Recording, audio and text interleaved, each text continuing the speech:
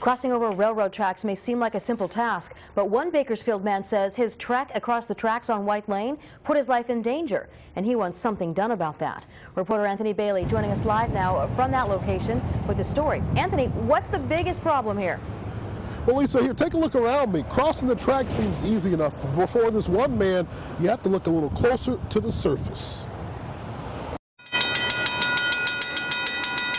By rail, car, or foot, the streets of Bakersfield are supposed to be accessible to everyone. Just because it's supposed to be that way doesn't mean it is. A lesson Johnny Atkins is reminded of every time he travels down White Lane near Hughes.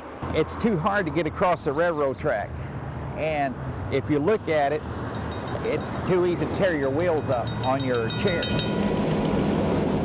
Atkins says many of his errands lead him across the rail. This is why I come across it right here. Monday afternoon, cracked, uneven asphalt were evident. We also noticed sizable gaps near the rail. It's dangerous going down this road. He says getting over them in a chair is easier said than done.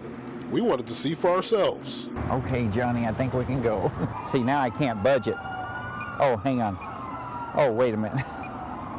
I got to turn it off and turn it back on because I hit that bump and it killed it. We discovered the journey heading home. They won't wait on you. Did it get any easier? The gap's so bad in this spot, Atkins had to veer into traffic. When I come this way, then I get up over here like this. And basically that's what I have to do. I got to wait for all the cars to go by before I can get across there because the road is so messed up. This afternoon, we put in calls at the San Joaquin Railroad. They didn't want to go on camera. Initially, one representative told us that they were aware of the problem, say shifting of the earth and normal wear and tear caused the damage.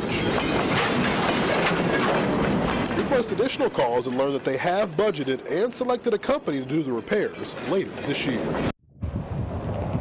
Now, this afternoon, I also talked to city code enforcement. They tell us that they actually do control the curb and sidewalk area. However, when you're talking about damage in between the rails, from the middle of the street stretching all the way over to the side, that's under the rail jurisdiction, and they don't have jurisdiction over that. So we will have to wait and see if the railroad delivers on the promise of repairs that they say they're going to make. Here in South Bakersfield, I'm Anthony Bailey. Lisa, back to you in the studio. And I know you'll follow up, Anthony. Thank you. And remember, if you have something like this you would like us to look into and to investigate, you can call the Eyewitness News tip line. That number, 869-2929. That number